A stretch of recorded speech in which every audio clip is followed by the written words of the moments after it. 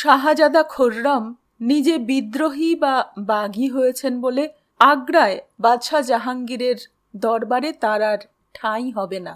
কিন্তু তার দুই ছেলে, প্রাণের থেকে প্রিয় দুই ছেলে, শাহজাদা দারা শুকো আর শাহজাদা আওরঙ্গজেবকে পাঠিয়ে দিলেন বাদশাহ জাহাঙ্গীরের কাছে। তারপর নমস্কার, শুভ সন্ধ্যা। শাশ্বতী সিনহা টক্সে আপনাদের সবাইকে স্বাগত। আপনারা শুনছেন শ্যামল গঙ্গোপাধ্যায়ের শাহজাদা দারা শুকো। আজ 23তম দিন। শুরু করি। 21। আরে, এ তো গায় না। দেখো বিবি, এ সিরিপ নাচে, শুধু নাচে।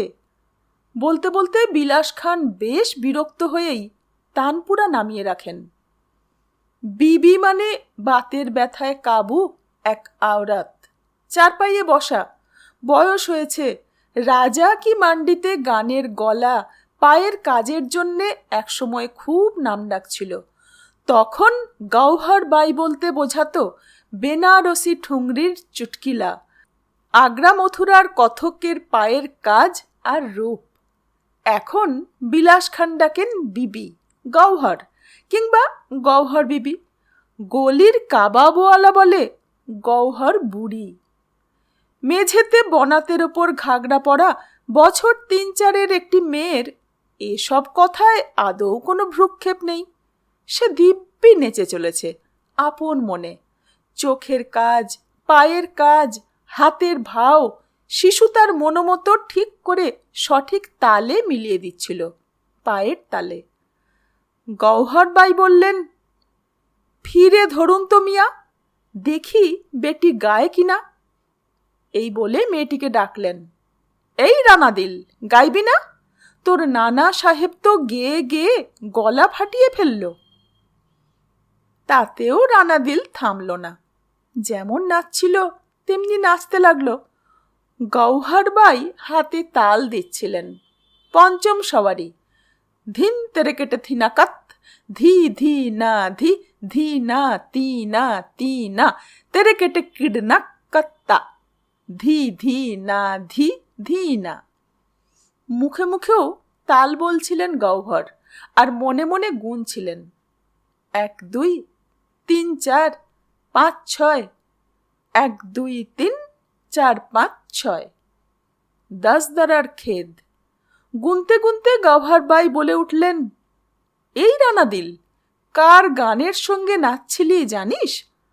মিয়া তানসেনের বেটা বিলাস খানের গান কি তোর নাচের সঙ্গত? তুই কত বড় নাচিয়ে রে, দিমাগ দেখো মেয়ের। এবারে নাচ থামিয়ে রানাদিল অবাক হয়ে তাকালো। সিধে বিলাস খানের কোলে গিয়ে ধপ করে বসে পড়ল। নানাজান, তানসেন কে? অবুঝ শিশুর মুখে তাকালেন বিলাস খান। কার মেয়ের, কোথায় ঠিকানা আজ? মুখে বলে উঠলেন, ইয়া আল্লাহ, তেরি রেজা। রানাদিল ফের জানতে চাইল, তানসেন কে নানাজান? আমার আব্বা হুজুর, মশহুর গাইয়েছিলেন। নাও এবার ধরো, আমি গাইছি, তুমি গলা মেলাবে। নানি যান হাতে তাল রাখবেন তোমার জন্যে। বলতে বলতে বিলাস খান ফের হিন্দোলে গলা ছাড়লেন, একেবারে শুরুতে স্থায়ী। খেলা তা ফাগ উমাং জব ব্রিজ সুন্দর, ভোর মিল আয়ে। রানাদিল তার নানাজানের কোল ছেড়ে উঠল না, গাইল না গলা মিলিয়ে, তাল মিলিয়ে নাচলও না। যেমন বসেছিল তেমনই বসে থাকল। সে তার নানাজানের গানের দোলায় যেন ভেসে যাচ্ছিল। বাইরে আগ্রার রাস্তায় এই শীতের সকালে গাড়ি ঘোড়া লোক লস্করের কোনো বিরাম নেই। জানলার ফাঁকে আসমানের যেটুকু চোখে পড়ে তাতে বোঝাই যায় আজ আগ্রায় এখনো কুয়াশা কাটেনি। অন্তরায় এসে বিলাস খানের গলা যেন আরও খেলতে লাগলো। কই করলিয়ে গুলাল কেশর, রং গাগার ভর ভর লাচোয়ে। বিলাস খান শুনছিলেন আর মনে মনে ভাবছিলেন গৌহর বাই, এই তো সেদিন মেয়েটাকে কোলে নিয়ে সিঁড়ি দিয়ে ওপরে উঠে এলেন বিলাস খান। এরই ভেতর কেমন সুন্দর হয়ে উঠেছে রানাদিল। আর কিছুকাল বাদে সবাই ওকে রানাদিল বানু বলে ডাকবে। ততদিন কি আমি থাকব? থাকবেন বিলাস খান? কি হবে তখন মেয়েটার? ওর জন্যে তো আমাদের এখনো বেশ কিছুদিন বেঁচে থাকা দরকার। তখন বিলাস খানের গলায় ফিরে এসেছে খেলাতা ফাগ উমাং জব ব্রিজ সুন্দর। খট করে ব্রিজ সুন্দর কথাটা মাথায় লাগলো গওহর বাইয়ের। তিনি আচমকাই বলে বসলেন, হিন্দোল গাইবেন তো আরো কত গান আছে মিয়া, এ গানটা ছাড়ুন।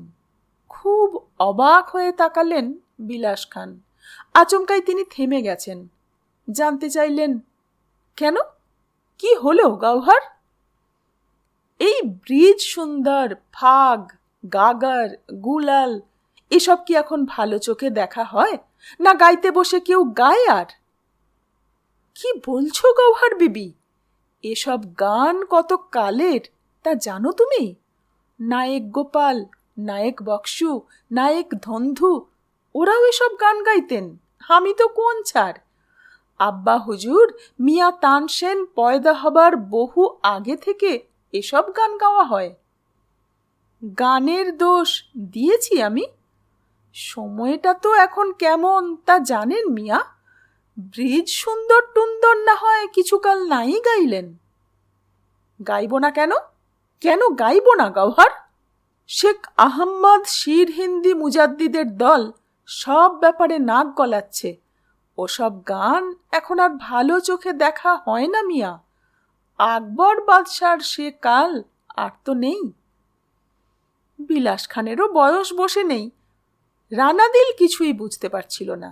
তাকে আলতো করে কোল থেকে নামিয়ে দিয়ে বিলাস খান গলির ওপর জানলায় গিয়ে দাঁড়ালেন। দাঁড়িয়ে বললেন, আকবর বাদশার আমল তো হিন্দুস্থানে চিরকালই ছিল গওহর। দিল্লির সুলতান কায়কোবাদের দরবারে এ গান একদিন শুনেছেন আমির খসরু। শুনে মুগ্ধ হয়েছেন খসরুর মতো ইনসান, যিনি একদিন বলেছিলেন, অবাদ শাম সুবে বানারস। সবই বুঝলাম মিয়া, কিন্তু আপনি তো জানেন আব্দুল হক মুহাদ্দিস দেহলাবিরা কতখানি কট্টর। ওরা মথুরায় কত্থকে হরি নাচে নাক গলিয়েছে। কোন দিন আপনার গানে না ফতোয়া দিয়ে বসে। আর এই মেয়েটাও বলিহারি। বলতে বলতে রানাদিলের মুখে তাকান গওহর বাই। হ্যাঁ রে, তোকে গাইতে বললে নাচিস কেন রে? রানাদিল ছুটে এসে গওহরের কোলে ঝাঁপিয়ে পড়ে। নানি যান। ঠেলে মিথ্যে রাগ দেখিয়ে গওহর তাকে সরিয়ে দেন। না, আমি তোর নানি নই। দূরে সরে গিয়েও ফের পায়ের মল বাজিয়ে রানাদিল কাছে ছুটে আসে গওহরের। তুমি তাহলে কে আমার? কেউ নই বলে কি খেয়াল হতে বিলাস খানকে গওহর বাই বলে বসেন। আসলে আপনি চান না ও গান শেখে। কেন? আপনি তবে বারবার ওকে হারালো কি ছিঁড়ল তবু পায়ের মল কিনে দেন কেন? হো হো করে হেসে উঠলেন বিলাস খান। অমল লাল টুকটুকে পায়ে মল বাজিয়ে ফেরে আমি না দেখে পারি নে গওহর। তুমিও তোমার নতুন বয়সে অমন ঝমঝম করে পা দাপিয়ে ঘুরতে। আর আপনি তখন দেখতেন। বলেই গওহর ফের রাগের মিথ্যে মিথ্যে ভাব করে রানাদিলকে বললেন, আমরা তোমার কেউ নই। নিরুপায় রানাদিল ঘরের মাঝখানটায় দাঁড়িয়ে পড়ল।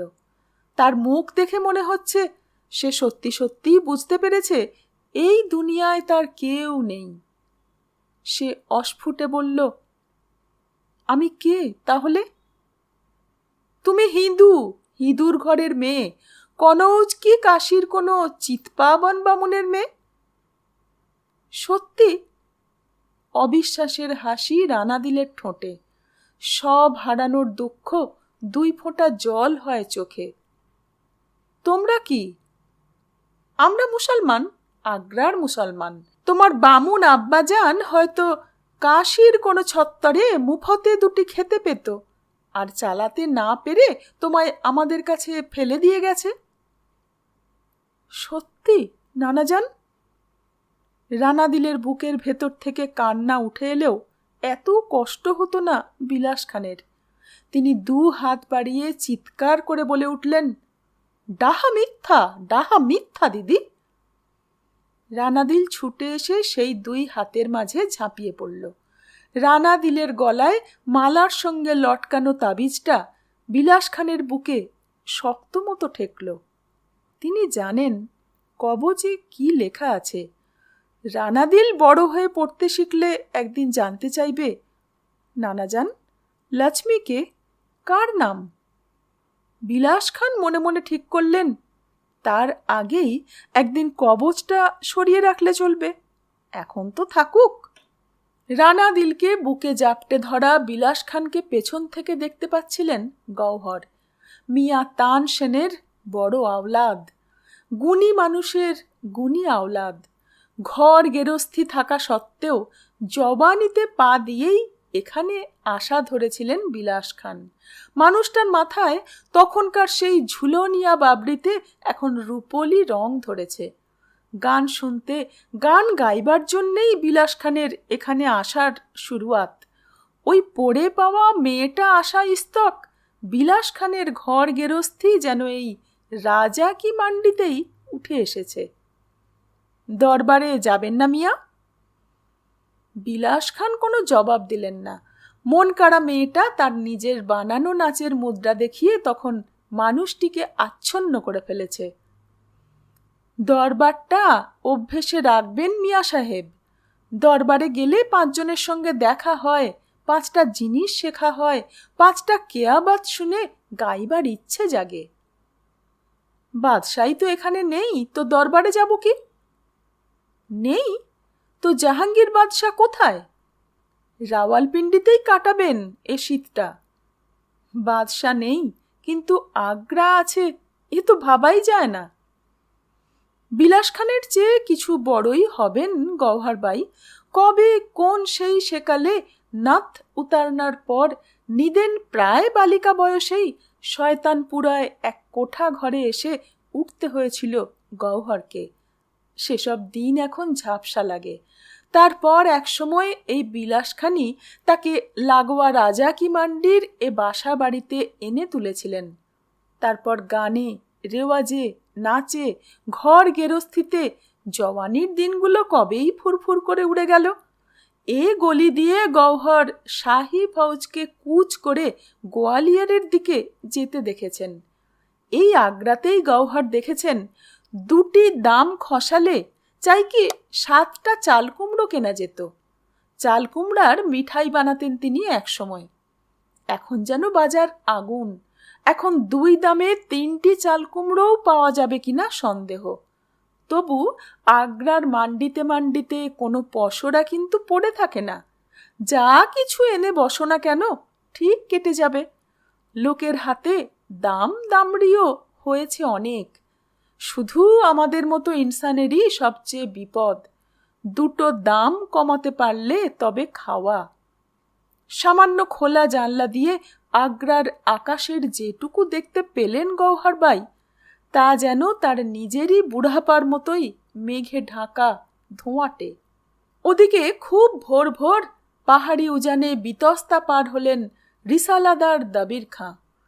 দারা আর আওরঙ্গজেবের মতো দুজন খুদে সুলতানকে নিয়ে নাসিক থেকে এতটা পথ পাড়ি দেওয়া কম কথা নয়।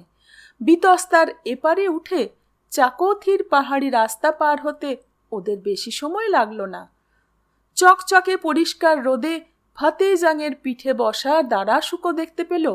ডানহাতি রাস্তাটা দূরে 2 পাহাড়ের ভেতর হারিয়ে গেছে। ওদিকে গেলে হুঞ্জা পার হয়ে স্কার্দু যাওয়া যায়। বাঁ হাতের পথটা উঁচু ডাঙা জায়গা বেয়ে নিচে মুড়ির দিকে নেমেছে। ওরই গায়ে রাওয়ালপিন্ডি দুর্গ। সে পথ ধরে নামতে নামতে দারাশুকো একবার স্কার্দু যাবার রাস্তার দিকে তাকালো। রাস্তা কোথায়? উঁচু উঁচু পাহাড়ের গা, সেখানে কিছু ঝুলন্ত ধোঁয়া দেখা যায় মাত্র। ওখানেও নাকি হিন্দুস্থানের ফৌজি চৌকি আছে, তাতে পাহারা থাকে। শাহী চালানো কি কঠিন! তার লম্বা হাত বন জঙ্গল পাহাড় পর্বত ডিঙিয়ে কত কত দূরে চলে যায়। পেছনে ফেলে আসা বিতস্তারি উজানি ধারার জল পাহাড়ি নালায় আগাম ধরে রেখে রাওয়ালপিন্ডি দুর্গকে চারদিক থেকে ঘিরে রাখা হয়েছে।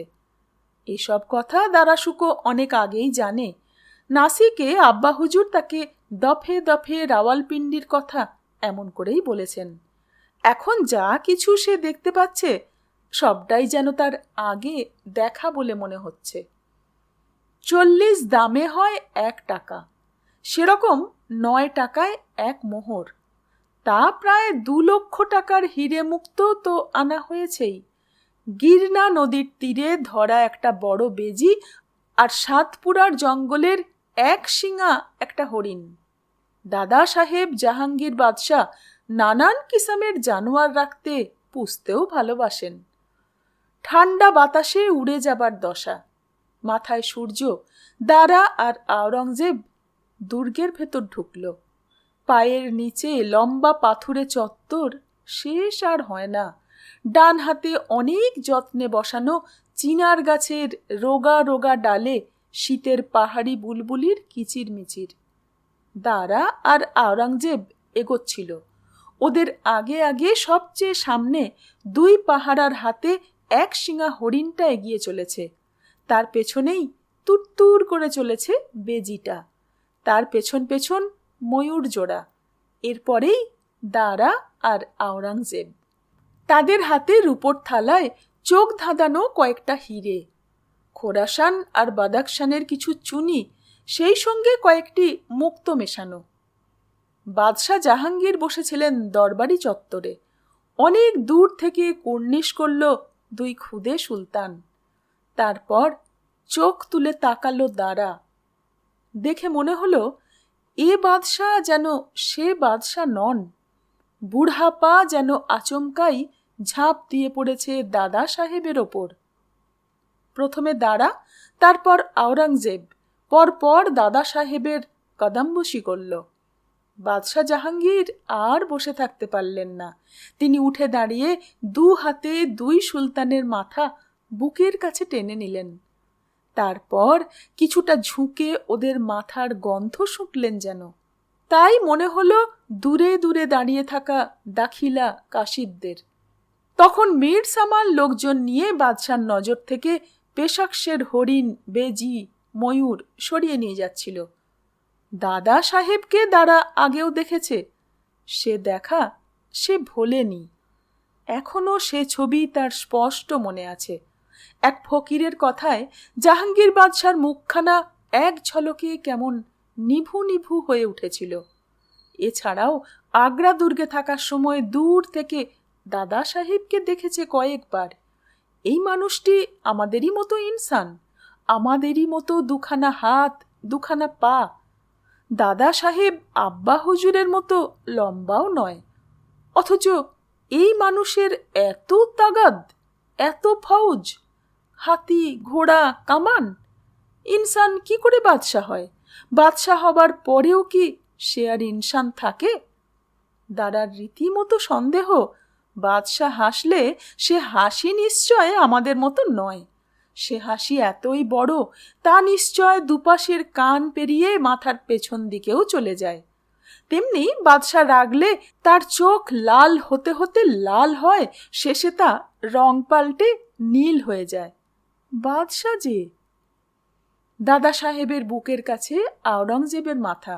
সে বাদশার গা থেকে আতরের সুবাস পেল নাকে। এভাবে কোনোদিন তার বাদশাহ দেখা হয়নি। এই মানুষটিকে নিয়েই সারা হিন্দুস্থানে এত শোরগোল। আগ্রা কি রাওয়ালপিন্ডি যেখানেই থাকুন, তার বসবার জায়গাটি কি সুন্দর। এর নাম মসনদ। মনে মনে শাবাশি দিল আওরঙ্গজেব। এখানে থাকতে যখন আশেপাশে কেউ থাকবে না, একবার সে বসে দেখবে ওখানে। হঠাৎ আওরঙ্গজেব চমকে উঠল। উঁচু মসনদের পেছনে দাঁড়িয়ে তারই মতো একটি ছেলে, কিছু বড়ই হবে, ভারী সুন্দর দেখতে। চোখে চোখ পড়তে ছেলেটি হাসল। তার গায়ের কাম্বাদার টুকটুকে লাল। আওরঙ্গজেবও হাসল। ছেলেটি বলল, তুমি আওরঙ্গজেব? নিশ্চয় আওরঙ্গজেব। কি করে বুঝলে? আমায় তো খুব একটা দেখনি। তুমি সবচেয়ে সফেদ। দাদা সাহেব বলেছিলেন ভাইদের মধ্যে তোমার গায়ের রং সবচেয়ে চড়া, চোখ কালো। বলতে বলতে ছেলেটি নিজেই বলল, আমি সুজা, সুলতান সুজাঙ্গীর। আগেই বুঝেছি, দাদা সাহেব খুব ভালোবাসেন তোমায়। এই তো সবে এলে, দেখো তোমাদেরও বাসবেন। বাদশার পেছনে দাঁড়িয়ে কিংবা পাশ থেকে কথা বলা ভীষণ বেতামিজি, কিন্তু সুলতান সুজাঙ্গীর কোনো তামিজেরই ধারে না। সে কবছর হিন্দুস্থানের বাদশার মসনদের আশেপাশেই খেলাধুলো করতে করতে বড় হয়ে উঠছে। কখনো খোদ বাদশাহ, কখনো বা বাদশার পায়ের নাগরা কিংবা তার গলার দামি মালা সুলতান সুজাঙ্গীরের খেলার জিনিস হয়ে উঠেছে। সুজা বলল, ওটা বড়ে ভাই? খুব লম্বা হয়ে গেছে তো এই কবছরে। আওরঙ্গজেব কোনো কথা বলল না, চোখ নামিয়ে নিয়ে বুঝিয়ে দিল, হ্যাঁ ঠিকই বলেছ। বাদশাহ জাহাঙ্গীর তখন সুলতান মোহাম্মদ দারা শুকোর সঙ্গে কথা বলছিলেন। খুব জোরেও নয়, খুব আস্তেও নয়, কথাগুলো অনেকটা এই রকম। তোমার আব্বা হুজুর কিছু বলেছেন? দারা বলল, আলা হাজরাত, তিনি তার হাজারো সেলাম দিতে বলেছেন আপনাকে। আব্বা হুজুরের একমাত্র মুনাসিব হিন্দুস্থানের বাদশাহ সাহি সালামত থাকুন। আর থাকতে পারলেন না জাহাঙ্গীর। অনেকক্ষণ তিনি বাদশার মুখোশটার ভেতর থেকে কথা বলছিলেন, কথা সাজাচ্ছিলেন। এবার তিনি সেই মুখোশ কেটে শুধু জাহাঙ্গীর হয়ে উঠতে থাকলেন। যেমন, খুররম নিজে কেমন আছে বাবা খুররম? দারা এবার দাদা সাহেবের চোখে তাকাতে পারল না। ভয় হলো তার, এবার বোধহয় বাদশার চোখ ফুটো হয়ে জল গড়াবে। কতদিন দেখি না খুররমকে। মসনদ থেকে খানিক দূরে কোনো মূর্তির মতোই চোখের পলক না ফেলে দাঁড়িয়ে রয়েছেন রিসালাদার দাবির খাঁ। তিনি কোনো দিন এত কাছ থেকে বাদশাকে দেখেননি। ধাইমা এইমাত্র ছাদ ছোঁয়া গোল স্তম্ভের আড়ালে চলে গেলেন। দারা অনেক কষ্টে হিন্দুস্থানের সবচেয়ে বড় তাগতদার মানুষটির কান্নায় বুজে আসা চোখ মুখের দিকে তাকালো। বাদশার চোখে কি জল? তার নিজের চোখে তো জল এসে গেল বলে। সে ভালো আছে তো? আলা হাজারাত, আপনি একজন আব্বা হুজুর, আপনি তাকে ডেকে আনেন না কেন? ডেকেছি দাঁড়া, ডেকেছি। সে আসে না, শুধু তার চিঠি আসে। চিঠি নিয়ে কাসিদ আসে, তার পেশাক্স আসে। সে পেশাক্স তোমরা নিয়ে আসো। দারা শুকর ভয় করছিল, তবু সে সাহস করে তার ছোট হাতখানি দিয়ে বাদশাহ জাহাঙ্গীরের অসহায়ভাবে ঝুলে পড়া বাঁ হাতখানির কবজি আলতো করে ধরল। সে জানে না সেকেন্দার কিভাবে তার আব্বা হুজুরের হাত ধরতেন। আদৌ কি কোনোদিন ধরেছিলেন? খানিক বাদেই দেখা গেল থলচটিয়াল, তিলপত্র আরও নানা পাহাড়ের মালা চূড়ো জাগিয়ে পরিষ্কার রোদে দাঁড়িয়ে আছে। তাদের ছাই আর বাদামি রঙের গা বুঝিবা স্থির হয়ে দাঁড়িয়ে পড়া কোনো অতিকায় ইয়াবু ঘোড়ার পিঠ। ওদের সাক্ষী রেখে বাদশাহ জাহাঙ্গীর দাস্তারখানায় বসেছেন। তাকে ঘিরে বসেছে 3 কোচি সুলতান, দারা, সুজা, আওরঙ্গজেব। দুর্গের আবদারখানা থেকে সুগন্ধে বাতাস চারানো নানা রকমের খাবার এনে সাজিয়ে দিচ্ছিল। এখানে সুখাদ্য বলতে হিমালয় থেকে উড়ে আসা পাখি, ওপারের আরও কঠিন শীতের দেশের পাখি। আওরঙ্গজেব খেতে খেতে সুজাকে দেখছিল।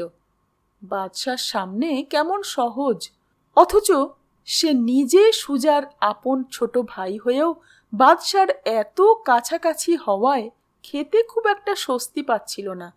তার মন বলছিল, কোনো একজনকে কোনো একজন আলাদা করে বেশি বেশি ভালোবাসে কেন? ছেলেদের কাছে আব্বা হুজুর তো বট গাছ, সব দিকে সমানভাবে ছায়া দেবে, কিন্তু আমাদের আব্বা হুজুর তো বড়ে ভাইকে দেখলে নরম হয়ে পড়েন। সবার দিকে তো তিনি এমনটি হন না। ভালোবাসায় এমন হয় কেন? সুজাই বা দাদা সাহেবের চোখে আর সবার চেয়ে আলাদা কেন? মানুষের ঘৃণাও কি এমন বেহিসাবিভাবে বিলি হয়?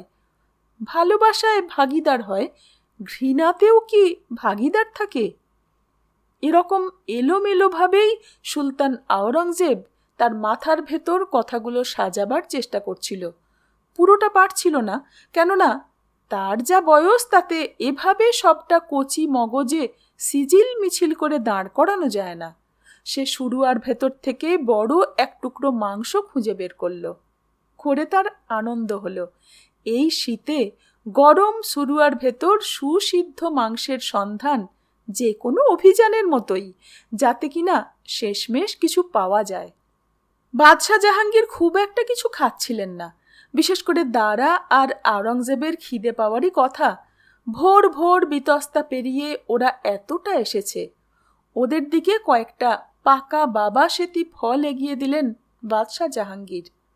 তার মনে হলো, আমি তো একদিন চোখ বুঝব, হিন্দুস্থান পড়ে থাকবে, গাছপালার বয়স বাড়বে, ওরাও একদিন বড় হবে। সেদিন ওদের ভেতর কে মসনদে বসবে? কে তখনকার হিন্দুস্থানের বাদশাহ হবে? দারা, আওরঙ্গজেব না সুজা? দারা চোখ তুলে দেখছিল চারদিক। দাদা সাহেবের এগিয়ে দেওয়া বাবা সেতিটা হাতে নিল। নিতে নিতে দাদা সাহেবের মুখে তাকালো। হিন্দুস্থানের বাদশার মুখ এত নরম, অথচ ফৌজে কামানে তার যে শাহী ফুটে ওঠে তা কত কঠিন মনে হয়। যেন জাহাঙ্গীর শাহীর ভেতরে কোনো দিল নেই, আছে শুধু শায়েস্তা করার তাগাদ, দোষ করলে শাস্তি দেবার হুকুম।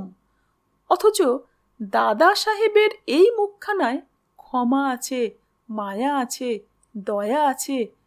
লালচে কপালে কয়েকটি ভাঁজ, ভ্রুতে একটি দুটি রূপলি রেখা, তারপরই এমন দুই ভাষা চোখ যার দিকে তাকিয়ে কোনো তল খুঁজে পায় না দারা। হালকা চালে বাদশাহ জানতে চাইলেন, সুলতান মুরাদ কেমন আছেন? দারা শুকো দাদা সাহেবের মেজাজ বুঝে সেই চালেই বলল, ভালোই আছেন সুলতান মুরাদ, তিনি কিছুদিন হলো হাঁটতে শিখেছেন। তোমরা জানো, আমারও এক ভাইয়ের নাম ছিল মুরাদ, অনেক দিন হলো সে আর নেই। দারা শুকো হঠাৎ উঠে দাঁড়িয়ে সহবত মোতাবেক ঝুঁকে কুর্নিশ করল বাদশাকে। আলাম্পানা, আমরা সুলতানরা 4 ভাই, আপনার শাহজাদারাও 4 ভাই। বাদশাহ হঠাৎ গম্ভীর হয়ে গেলেন। হ্যাঁ, ঠিকই বলেছ, শাহজাদারা 4 ভাই ছিল, এখন আর নেই। এসব কথায় সুজার কোনো মন নেই। সে খুবই স্বচ্ছন্দে পাসিন্দা কাবাবের একটা বড় টুকরো মুখে দিতে দিতে দেখল উপহার আনা সেই বেজিটা কখন ছাড়া পেয়ে দাস্তারখানার কিনারায় এসে ঘুরঘুর করছে। দূরে দাঁড়িয়ে থাকা দাখিলারা তা দেখে উসখুস করে উঠল, কিন্তু ইশারা না পেলে তো তারা কাছে যেতে পারে না। সুলতান সুজাঙ্গীর এক লাফে বেজিটাকে ধরতে ছুটল, পেছন পেছন সুলতান আওরঙ্গজেবও। দারা অবাক হয়ে দেখল, বাদশাহ জাহাঙ্গীর যে দস্তারখানায় বসে, সেখানে কোনো রকম আড়ষ্ট না থেকেই 2 ভাই কেমন সহজভাবে একটা আধা পোষ মানানো বেজির পেছনে ছুটে যেতে পারে। সে ভয়ে ভয়ে বাদশার মুখে তাকালো, সেই চোখে। সেখানে সুজা বা আওরঙ্গজেবের ওই ছোটাছুটির কোনো দাগই পড়েনি। বাদশাহ যেন সোজাসুজি দূরে তিলপত্র পাহাড়ের চূড়োর দিকেই তাকিয়ে আছেন। আবার এও মনে হলো দারার, আলা হাজারাত এখানে তো নেই, ওখানেও নেই। আসলে তিনি চোখ খোলা রেখেও নিজের একেবারে ভেতরে ডুব দিতে পারেন। এরকম না হলে কি হিন্দুস্তানের বাদশাহ হওয়া যায়? বেজির পেছনে ছুটতে ছুটতে সুজা এসে দরবারি চত্বরে হাজির হলো, সঙ্গে আওরঙ্গজেবও। বেজিটা ঠিক মসনাদের নিচে সেঁধিয়ে পড়ায় সুজা ভারী মসনাদ সরিয়ে দেখতে গেল। তা দেখে আওরঙ্গজেব রীতিমতো ভয় পেল। কি হচ্ছে ভাইয়া? সুজা তখনও মসনদ সরিয়ে তার নিচেটা দেখবার চেষ্টায় ব্যস্ত। আওরঙ্গজেব বেশ আতঙ্কেই বলল, হচ্ছে কি? সুজা মসনদ একটুও নাড়াতে না পেরে আওরঙ্গজেবের মুখে তাকালো। তাকিয়ে ছোট ভাইয়ের ভয় পাওয়া মুখ দেখে অবাক হলো। সে বেশ সহজভাবেই জানতে চাইল, না সরালে বেজিটাকে ধরব কি করে? সুলতান আওরঙ্গজেব বেশ দূর থেকেই আঙুল দিয়ে মসনদ দেখালো, দেখিয়ে বলল, বেজি ধরবে ঠিক আছে, কিন্তু তাই বলে? অস্থির সুলতান সুজাঙ্গির কিছু বুঝতে না পেরে চেঁচিয়ে উঠল, যা বলার খুলে বলো ছোটে ভাই, নইলে বুঝবো কি করে? ওটা হিন্দুস্থানের বাদশার মসনদ ভাইয়া। হেসে ফেলল সুজাঙ্গির। তার চেয়ে বলো, ওটা হিন্দুস্থানের বাদশার বসবার জায়গা। এমন বসবার জায়গা সারা হিন্দুস্থানে অনেক ছড়িয়ে আছে। আগ্রা দুর্গে আছে, লাহোর দুর্গেও আছে। এ কথা বলে সুজা সোজা হয়ে দাঁড়ালো। শাহী ব্যাপার স্যাপার রীত রিশালায় অনেক দিন ধরে সড়গড় এমন সহজ ভঙ্গিতে বলল, ছোটে ভাই, বসবার জায়গা তখনই মসনদ হয়ে ওঠে যখন ওখানে বসে হুকুমের মতো হুকুম দিতে পারেন বাদশাহ, তাগাদের মতো তাগাদ দেখাতে পারেন বাদশাহ। আসলে হুকুমের মতো হুকুম দিয়ে তাগাদের মতো তাগাদ দেখিয়েই তো একজন ইনসান বাদশাহ হয়ে ওঠে, তাই না? সঙ্গে সঙ্গে কিছুই বলে উঠতে পারল না আওরঙ্গজেব। তার মুখে এ কথার পিঠে কথা জোগালো না। তার মনে পড়ল সেই কবে থেকে সে আব্বা হুজুরের সঙ্গে বনে বনে পথে ঘাটে হাতির গাদেলায় শুয়ে বসে মাঠ ভাঙছে, শুধুই পিছু হটছে আব্বা হুজুরের সঙ্গে সঙ্গে। যদিও রিসালাদার দাবির খাঁ, মীর আতাশ, জুম্মান শেখ কথা বলার সময় তার নামের আগে সুলতান দিয়ে শুরু করেন, তবুও সে তো শাহী ব্যাপার স্যাপারে বড়ে ভাই সুলতান সুজাঙ্গিরের মতো সড়গড় নয়। বড়ে ভাই সেই কবে থেকে হিন্দুস্থানের বাদশার সঙ্গে উঠে বসে খায় দায়, আর সে পায়দাইশের পর থেকে শাহী শান শওকতের কতটুকুই বা দেখেছে না জেনেছে? দাদা সাহেবের ফৌজের তাড়া খেয়ে পালিয়ে বেড়ানো ছাড়া আর কি বা দেখার সুযোগ হয়েছে তার? আওরঙ্গজেবের মুখ দেখে সুলতান সুজাঙ্গিরের যেন দয়া হলো। সে হেসে বলল, এসো ছোটে ভাই, এসো, এই আমি বসে দেখছি বলে বাদশার মসনদে বসে পড়ল সুজা। বসেই উঠে দাঁড়ালো, এসো, তুমিও বসে দেখো না একবার, আমার তো তেমন কিছুই লাগলো না। আওরঙ্গজেব যেমন দূরে দাঁড়িয়েছিল তেমনই থাকলো, এগিয়ে এসে বসল না। তখন সুজাঙ্গির ফের মাসনাদে বসে পড়ল, বসে বলল, শুধু তো বসে দেখা, দেখোই না ছোটে ভাই কেমন লাগে। দরবার চত্বরে বাইরের আলো এসে পড়েছে, তাতে আওরঙ্গজেবের মুখ বুক পরিষ্কার দেখা যায়। পায়ের জায়গাটা অন্ধকারে। সে প্রায় মৃগী রোগীর মতোই চেঁচিয়ে উঠল, না, কিছুতেই না। বলতে বলতে আওরঙ্গজেব দরবারি চত্বর থেকে ছুটে বেরিয়ে গেল। পেছন পেছন সুজাও ছুটল। ছোটে ভাই! না ছুটে উপায় নেই সুজার। ছোটে ভাই তো এই দুর্গের অন্ধি সন্ধি, গলি কুচোগলি, ঢাকা পথ কিছুই চেনে না, জানে না। ছুটতে ছুটতে কোথায় যে ঢুকে পড়বে, শেষে না হারিয়ে যায়। এতদিন পরে দুটো ভাই পেয়ে সুজার বুকে আনন্দ ধরছিল না। ভাই পাওয়ার আলাদা একটা সুখ আছে। সে পাথুরে চত্বরের উপর দিয়ে দৌগুনি কদমে ছুটতে লাগলো। সারা রাওয়ালপিন্ডি দুর্গ তার এখন আগাগোড়া চেনা। বেলা একটু পড়তেই দেখা গেল দুর্গের গায়ে বিতস্তার জলের নালার ওপর তক্তা ফুল ফেলা হচ্ছে কপিকল ঘুরিয়ে। তারপরই গলঘণ্ট বাজিয়ে নূর ই ফিল বেরিয়ে এলো দুর্গের ভেতর থেকে। হাতির দুপাশে বর্ষা হাতে পায়দাল চলেছে ভাই আর মেট। হাতির পিঠে গাদেলার ভেতর দাঁড়িয়ে আছেন বাদশাহ জাহাঙ্গীর। তাকে ঘিরে গাদেলার কানাত ধরে দাঁড়ানো 3 সুলতান, দারা, সুজা, আওরঙ্গজেব। এখানে রোদ ঝকঝকে, শীত যেন খুব ছুঁচলো আর কঠিন। পাথুরে ঘরে রাখা আগেনগারের আগুন খুব তেজি, আর খাবার জল বেশ মিঠাস। দুর্গে পা দিয়ে ইস্তক এসব নজরে এসেছে দারা শুকর। দূরের পাহাড়ের চূড়োগুলোর দিকে তাকিয়ে বাদশাহ বললেন, আমরা হুঞ্জার রাস্তায় যাব, গোলার চাঁদমারি হবে। তাহলে তো কানের দফা রফা হবে দাদা সাহেব। জাহাঙ্গীর এবার সুজাঙ্গীরের মুখখানা দেখলেন, সামান্য হাসলেন, কিছু বললেন না। দারা আর আওরঙ্গজেব গত 2 বছরের ওপর গোলাগুলির আওয়াজ শুনে শুনে কান পচিয়ে ফেলেছে, কিন্তু চাঁদমারি, নিশানা, এসব কোনোদিন দেখেনি। দারা রীতিমতো অধীর বোধ করতে লাগল। চাঁদমারি, না জানি সেটা কি জিনিস। রাওয়ালপিন্ডি দুর্গ থেকে বেরিয়ে হুঞ্জা ঢালের দিকে পড়ে। নূর-ই-ফিল উঁচু নিচু পাহাড়ি ঢাল পেরোচ্ছিল যেন গড়িয়ে গড়িয়ে। এই 3 সুলতান হাতির পিঠে গাদেলার ভেতর চড়াই ভাঙবার সময় ঢলে ঢলে পড়ে, আবার উতরাই কাটিয়ে উঠতে গিয়ে সামনের দিকে বেদম ঝুঁকে পড়ে।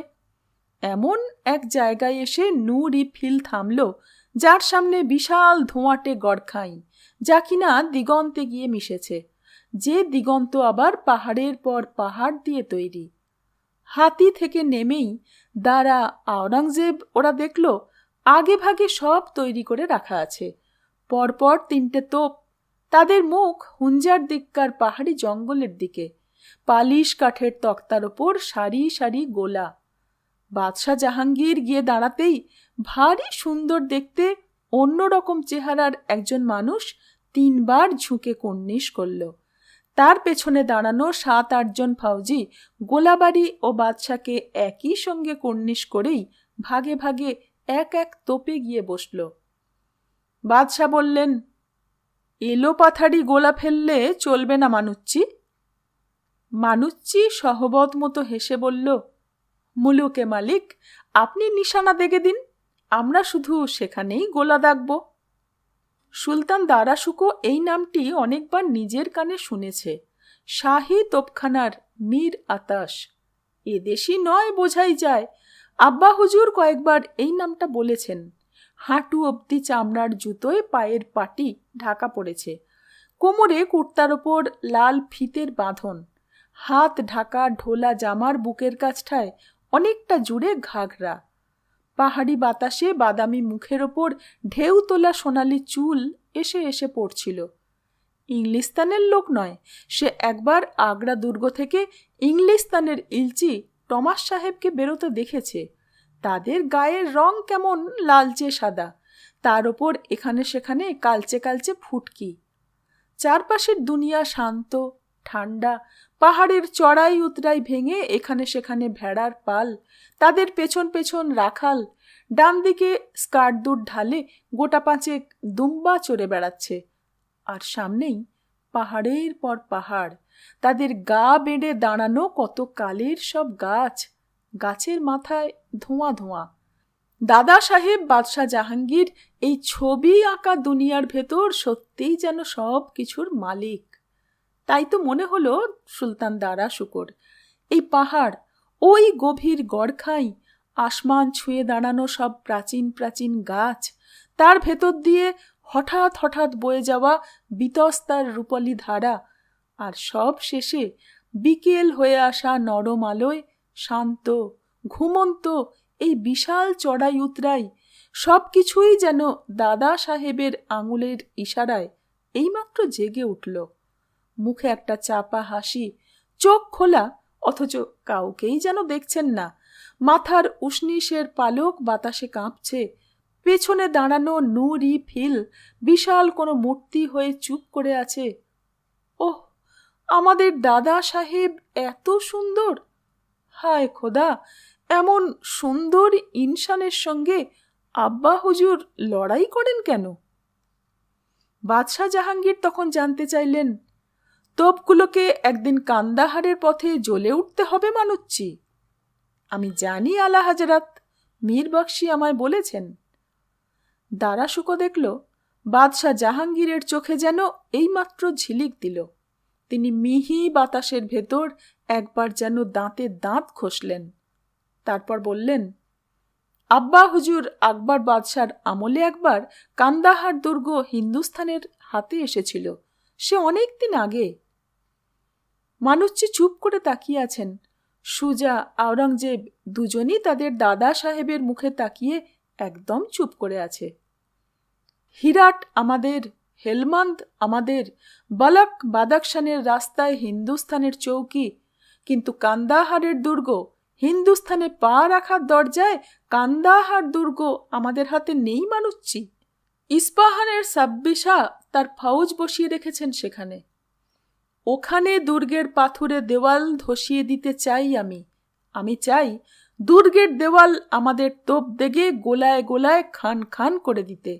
গোলার মুখে ওরা ছিন্ন ভিন্ন হলে হিন্দুস্থানের ফৌজ নদীর জলের মতো গলগল করে ঢুকে পড়বে। কান্দাহার দুর্গে চাকতাই পতাকা ওড়াতে চাই মানুচ্ছি। সুলতান দারা শুকো দেখল দাদা সাহেব কয়েক লহমায় কেমন যেন পাল্টে গেছেন। উষ্ণিসের বাইরে কয়েকটি কাঁচা পাকা চুল এই ঠান্ডা বাতাসেও অমন সুন্দর কপালে যেন পাসিনা বিন্দু বিন্দু হয়ে ফুটে উঠেছে। তাই হবে বান্দাগান, নিশানায় আপনি আপনার তোপখানাকে কিছু কম পাবেন না। বেশ, দেখি এবার ওই দুটো পাহাড়ের মাঝখানে দূরে নিচে ওই ধোঁয়াটে মতো ঝাঁকটা গাছটার মাথাটা উড়িয়ে দাও তো, তবে বুঝবো তোমার নিশানা কতখানি। সঙ্গে সঙ্গে মীর আতস মানুচ্ছি চেঁচিয়ে উঠলেন, বিশান, এই বিশান! দারা শুকো দেখল ফৌজি গোলাবদ্দারদের ভেতর থেকে তাজা জোয়ান মতো একজন বেরিয়ে এসে আলগা হয়ে দাঁড়ালো। নাকের নিচে কচি গোঁফ, সরু কোমরের ওপর চওড়া বুক, যেন বা গেঁথে তুলেছেন খোদা। পাহাড়ের বুকে দাঁড়ানো ওই গাছগুলোর মতোই বুঝিবা দীঘল, মাথা ভর্তি থোকা থোকা কালো চুল। দাঁড়িয়েই বিশান বাদশার দিকে তাকিয়ে সামান্য ঝুঁকে ফের সিধে হয়ে দাঁড়ালো। মানুচ্ছি ফৌজি হুকুমের গলায় চেঁচিয়ে উঠল, গিনতি লাগাও। অমনি বিশান তোপ তিনটের দিকে পলকে ঘুরে দাঁড়ালো। দাঁড়িয়েই চেঁচিয়ে উঠল। সঙ্গে সঙ্গে গোলাবর্দাররা এক একজন এক এক রকম কাজ শুরু করে দিল। বিশান নামে সেই তরতাজা ইনসান চেঁচিয়ে বলে যাচ্ছিল, এক, দো, সে। আর বাকি সেপাইদের কেউ বাচ্চা কোলে নেওয়ার মতো থাক থেকে গোলা তুলে নিয়ে নলের গোড়ায় বসিয়ে দিল। একজন গোলার ফুটোয় তেল ঢাললো কয়েক ফোঁটা, আরেকজন পোলতের ডগায় আঙুল ধরালো, অন্যজন সেই পোলতে তোপের ভেতর গুঁজে দিল। বিশান চেঁচিয়ে চেঁচিয়ে গিনতি করেই চলেছে। যেই সে দাহা বলে থামল, অমনি সারা পাহাড় কাঁপিয়ে চূড়ায় চূড়ায় যেন বিরাট একখানা মেঘ ভেঙে পড়ল। 3 সুলতানি একসঙ্গে কেঁপে উঠল। গত 2 সনের ওপর দারা আর আওরঙ্গজেব গোলাগুলির শব্দ অনেক শুনেছে, তবে দূর থেকে। এমন সামনে দাঁড়িয়ে গোলার কান ফাটানো আওয়াজ তাদের শুনতে হয়নি। দূরে চড়ে ফেরা ঘরমুখ দুম্বা আর ভেড়ার দল সে আওয়াজে রীতিমতো চমকে উঠল। দারা দেখতে পাচ্ছিল ওরা চড়াই বেয়ে এলো পাথারে দৌড়তে শুরু করেছে। চড়ানি রাখালরা সামাল দিতে পারছে না। মানুচ্চির মুখে তৃপ্তির হাসি। ওই দেখুন আলাম্পানা। দারা, আওরঙ্গজেব, সুজা সবাই দেখতে পেল দাদা সাহেবের দেগে দেওয়া দূরের সেই ঝাঁকড়া গাছটার মাথা অনেকটাই সাপ হয়ে সেখানটায় তিলপত্র পাহাড়ের বাদামি গা হা হা করছে। দাদা সাহেব বাদশাহ জাহাঙ্গীরের মুখে কি এক আনন্দ জলজল করে উঠল।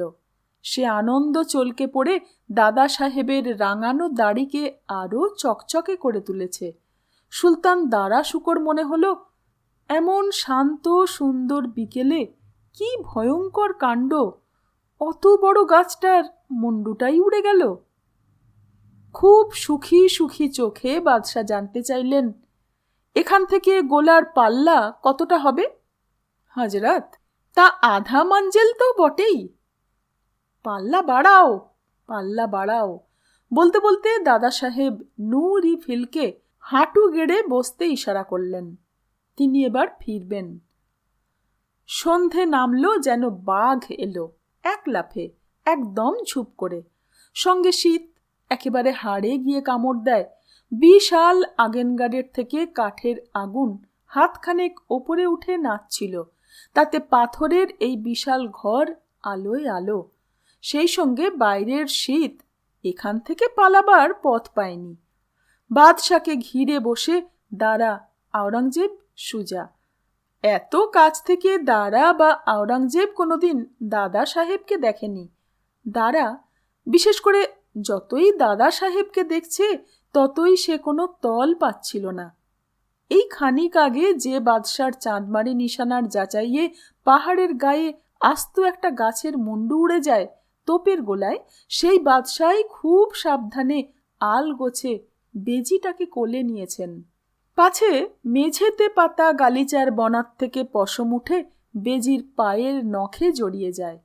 বাদশা বললেন, পশম একবার পায়ের নখে জড়ালে ও তো হাঁটতেই পারবে না, হুমড়ি খেয়েও পড়তে পারে। এই বলে তিন সুলতানের দাদা সাহেব তার সামনে রাখা একটা চীনা বড় রেকাবি থেকে একটা ছোট মাছ তুললেন। দাঁড়া দেখল বাদশার লালচে আঙুলের ভেতর চকচকে সাদা মাছটা খাবি খাচ্ছে। তাই দেখে পেজির লালচে বিন্দু বিন্দু দুই চোখ যেন জ্বলে উঠল। সে খপ করে মাছটা মুখে নিয়েই জিভ এপাশ ওপাশ করে কপকপিয়ে খেতে লাগলো।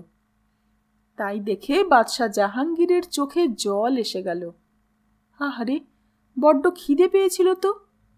ও কথা বলতে বলতে বাদশাহ জাহাঙ্গীর চীনা রেকাবিটা বেজির মুখের কাছে এনে ধরলেন। বেজির মুখে পড়ে মাছগুলো উপুরচিত লাফাচ্ছে।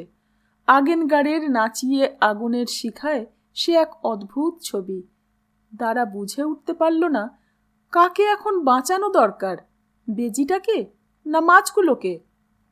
ওদের বোধহয় আজই ধরা হয়েছে বিতস্তার নালা থেকে। মাছগুলোর বাঁচার চেষ্টা আর বেজিকে তা খাইয়ে বাঁচিয়ে রাখার জন্যে দাদা সাহেবের চেষ্টা, যত্ন আত্মি, স্নেহ মমতায় সুজা মুগ্ধ, মুগ্ধ আওরঙ্গজেব। দুই সুলতান প্রায় ঝুঁকে পড়ল তাদের দাদা সাহেবকে ঘিরে। দাদা সাহেবের চোখ চীনা রেকাবিতে। সুলতান দারা শুকো এই ফাঁকে একা একা উঠে দাঁড়ালো। বিরাট খোলা জানলায় এসে সে দেখতে পেল অন্ধকার বিশাল আকাশ কোটি কোটি কুচি তারার ভারে পাহাড়গুলোর মাথায় ভেঙে পড়েছে। কাল ভোরে আলো ফুটলে পাহাড়তলি থেকে যত ইচ্ছে তারা কুড়িয়ে আনা যায়। দাদার মনে হলো ওই অন্ধকার আসমান থেকে সব সময় কে যেন আমার দিকে তাকিয়ে আছে। এ কথা মনে হতেই সে বুঝল তার সারা বুক এক অজানা ব্যথায় ভার হয়ে আসছে। অজান্তে তখন তার চোখে জল এসে দাঁড়ালো। তার আজকাল মনে হয় ওই বিরাট ফাঁকা আসমানের কোথাও বিশাল একখানি মসনাদে দুনিয়ার তাবাত বাদশাদের বাদশা বসে আছেন। বসে বসে তিনি সব সময় আমার উপর নজর রাখছেন। সুলতান দারা শুকো ঘরের ভেতর চোখ ফিরিয়ে দেখতে পেল মাছের রেকাবির ওপর দাদা সাহেব আরও ঝুঁকে পড়েছেন, সেই সঙ্গে দুজন সুলতানও। তাদের হাসির হররা, কথাবার্তা একটার সঙ্গে আরেকটা মিশে যাচ্ছে। দারা শুকো তার গায়ের কাম্বাদারের গলাটা শক্ত করে এঁটে নিল। শীত এখানে হাড়ে গিয়ে আঁচড় কাটে।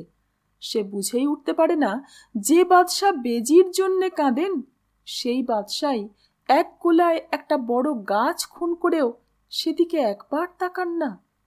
আমার আব্বা হুজুরও তো এই দাদা সাহেবের কোনো নিন্দে মন্দ করেন না কোনো দিন। তাহলে বাগী হন কেন আব্বা হুজুর, কেন? ভাবতে ভাবতে একাই দারাশুকো অন্ধকারের দিকে তাকিয়ে সামান্য হেসে ফেলে। তারপর নিজের মনে মনেই বলে ওঠে, ও বুঝেছি মসনাদ, তুমিই কারণ, তুমিই কারণ মসনাদ। তোমাকে ঘিরেই যে তাগাদ, হুকুমত, শান শওকত। সময়ের রোজ বয়স বাড়ে কিন্তু চেহারা পাল্টায় না। সেই আলো, সেই একই ছায়া, এইসব দিয়েই তো সময়। অথচ ভেতরে ভেতরে ইনসানের ক্ষয় চলতেই থাকে। বয়স তাকে খায়, খায় বড় বড় লোভ, খোয়াব। কঠিনের ঘাড় মুচড়ে তাকে দুরস্ত শায়েস্তা করতে গিয়ে আমরা প্রাণের মধুটুকু খুইয়ে বসি। এইসব ভাবতে ভাবতেই শাহজাদা খুররম আরজুমন্দ বানুকে দেখছিলেন। গুলাল বার তাঁবুর হাতায় একজোড়া বিরাট শিশু গাছ জড়াজড়ি করে দাঁড়িয়ে, তাদের নাবি ডালে ঝোলানো শুকদোলায় জাহানারা রওশনারার মাঝখানে বসে মুরাদ হাততালি দেবার চেষ্টা করছিল। খোররাম বুঝলেন হাতে তালি বাজানো ও এখনো শেখেনি, শেখার চেষ্টায় আছে। মুরাদ সবে 3 পা দিয়েছে। ওই চেষ্টা দেখে মুরাদের 2 পাশে 2 দিদি হেসে কুটোপাটি। আরজুমান বানুর পিঠ, মাথার চুল নিয়ে বাতাসের ওড়াউড়ি শাহজাদা পেছন থেকে দেখতে পাচ্ছিলেন। বেগম তার ছেলে মেয়েদের দোল দিচ্ছেন দূরে দাঁড়িয়ে, শাহজাদার দিকে পেছন ফিরে। আরজুমান যেন সময়ের মতো, তার চেহারা যেন আলোর মতোই, ছায়ার মতোই, একটুও পাল্টায়নি। গালের পাশ যেটুকু দেখতে পাচ্ছিলেন খোররাম, তা তার আগের মতোই লালি লালি লাগলো। উড়ে ওঠা চুল দেখলে এখনো শাহজাদার ভেতর আগের মতোই ঢেউ ওঠে। অথচ আরজুমানদের বয়স তো বসে নেই। শিশু গাছ দুটোর ওপাশে জাহানারার ইয়াবু ঘোড়াটা মুখ তুলে তাকিয়ে, তার সামনে কাঁচা গমের শীষ উঁচু হয়ে পড়েই আছে। এরও অনেক পেছনে দূরে সাতানা পাহাড়ের গা এই 7 সকালে মেঘের ছায়া পড়ে গম্ভীর মিশকালো দেখাচ্ছে। শাহজাদা খোররাম উঠে দাঁড়ালেন। পাশ দিয়ে যাবার সময় আরজুমান বানু তাকে থামালেন। পরিষ্কার গলায় অভিযোগ আর নিষেধ মিশিয়ে একই সঙ্গে বললেন, আমরা সবাই আছি, এখন কোথায় যাবেন? একসঙ্গে অনেক কথা মনে আসছিল শাহজাদার, যেমন, তুমি এত সুন্দরী কেন? তোমার কোনো তল পাই না কেন? অথচ তুমি তো বাইরে থেকে দেখতে দিব্যি সরল, সহজ, সিধে। আমি একাই কেন ক্ষয় হই? তুমি সময়ের মতো একই জায়গায় একই রকম থাকতে পারো, আমি শুধু পিছলে পড়ে যাচ্ছি কেবলই। মুখে খুররামের বেরিয়ে এলো একদম অন্য কথা। ফিল ইজাংয়ের বেমারির কোনো ইলাজ হয়নি, হাতিকে তো হাতির মতোই রাখতে হবে, তাই যাচ্ছি। কোথায়? হাতি ইলাজে এক বৈদ্য এসেছে। 21 নম্বর অধ্যায়ে আজ এইটুকুই। সঙ্গে থাকবেন। ধন্যবাদ।